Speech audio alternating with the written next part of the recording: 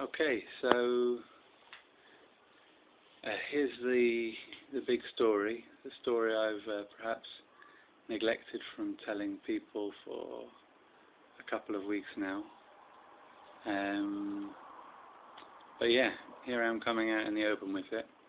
The cancer seems to be progressing somewhat, and that's why I was rushed into the Royal Free. There's probably a few entries in the video diary from a week or so ago, or a couple of weeks ago now, about exactly me being there.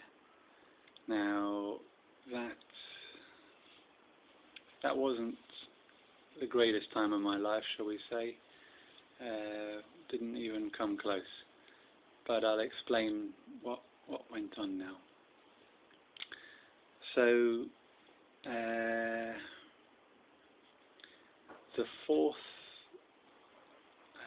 what do you call it? The fourth little bit on your spine that goes down has now become totally affected by cancer, and where it normally is a tube, it's become totally compressed, not allowing my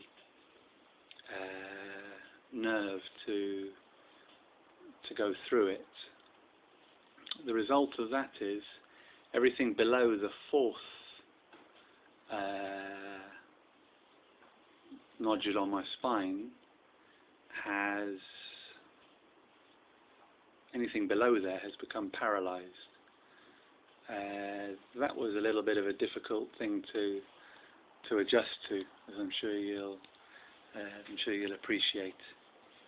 But yeah, with Jehovah's help, with all the power of the prayers that are being offered up for me, we're getting there, and we're doing very, very well.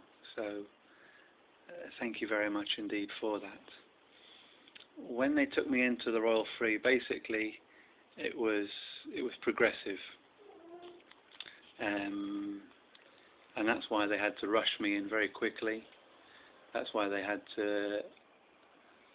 wanted to operate overnight, because the sooner they could do this operation, the sooner they could perhaps save some of the movement I have in my legs, but it would only be temporary, perhaps 4 months at the best.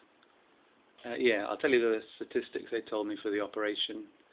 At its very best, I would maintain the ability to walk for maybe 4 months. At the very worst, and quite a high probability, that I would die.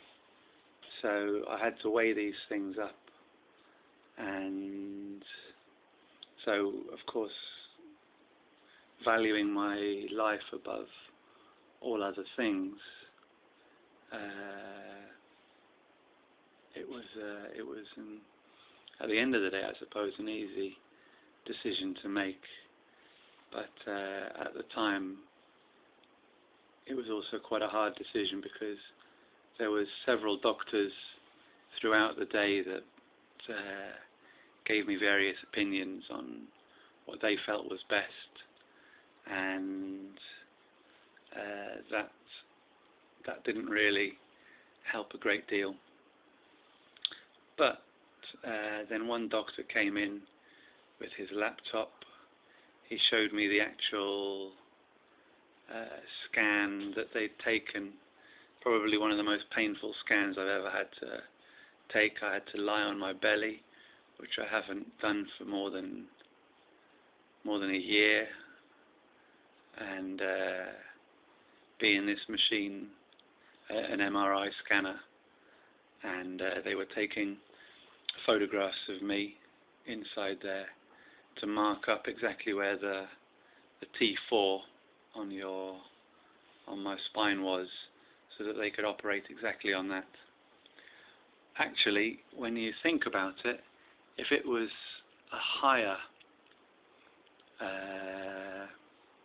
position, I would have lost the ability to use my hands. So that is a real blessing.